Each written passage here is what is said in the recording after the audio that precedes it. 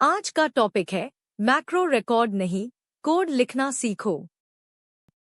आज की वीडियो में हम सीखेंगे the recording trap, enable developer tab, enter the VBA editor, your first VBA code, running the code, targeting cells directly, the cells object syntax, using dynamic variables.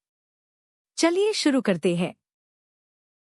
दोस्तों, अगर आप अभी तक एक्सेल में सिर्फ मैक्रो रिकॉर्ड बटन पर click करके automation कर रहे हो, तो आप एक बहुत बड़ी गलती कर रहे हो। रिकॉर्ड किया हुआ मैक्रो बिल्कुल स्टैटिक होता है, यानी वो बदलते ह्यू डेटा के साथ खुद को एडजस्ट नहीं कर पाता। अगर आपकी शीट में एक भी एक्स्ट्रा रो ऐड हो जाए, तो रिकॉर्डेड मैक्रो क्रैश हो जाता है, क्योंकि उसके अंदर रेंजेस हार्ड कोडेड होती है। इसके अलावा रिकॉर्डर ढेर सारा फालतू कोड जनरेट करता है, जो आपकी शीट को स्लो बना देता है। इस वीडियो में हम सीखेंगे कि कैसे हम डायरेक्ट VBA एडिटर में जाकर क्लीन, डायनामिक और फास्ट कोड खुद लिख सकते हैं। VBA कोड लिखने के लिए हमें सबसे पहले एक्सेल में डेवलपर टैब को एक्टिवेट करना पड़ेगा। बाय डिफ़ॉल्ट माइक्रोसॉफ्ट इसे हाइड करके रखता है।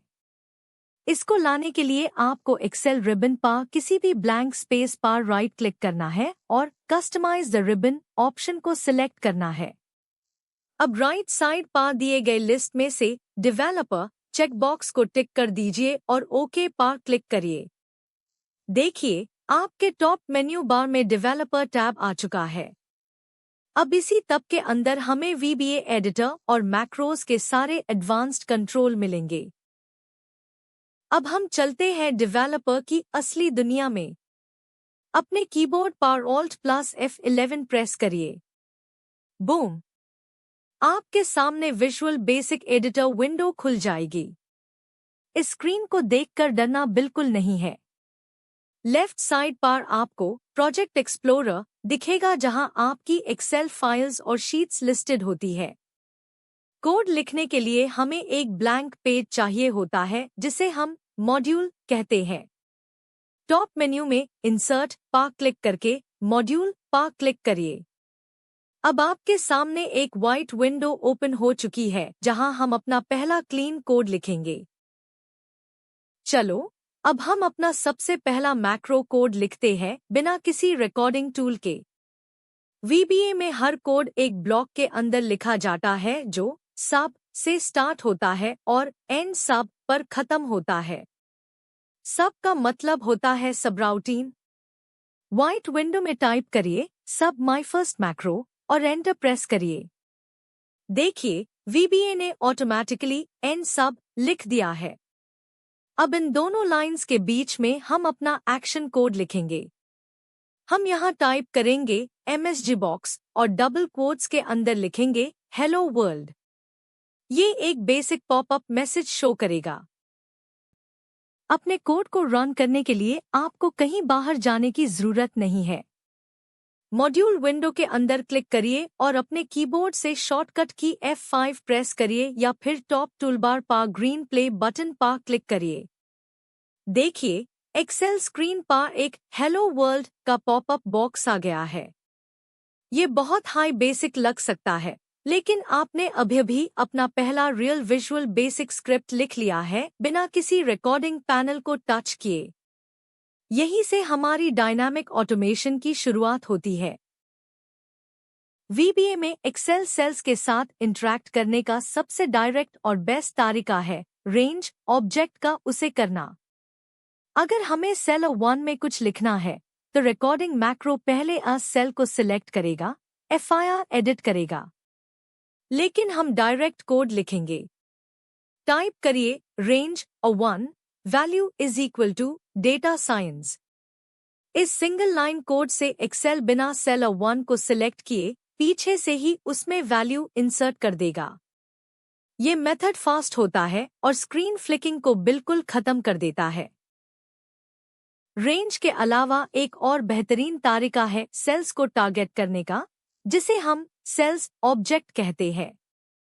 इसका सिंटैक्स होता है cells row underscore number column underscore number.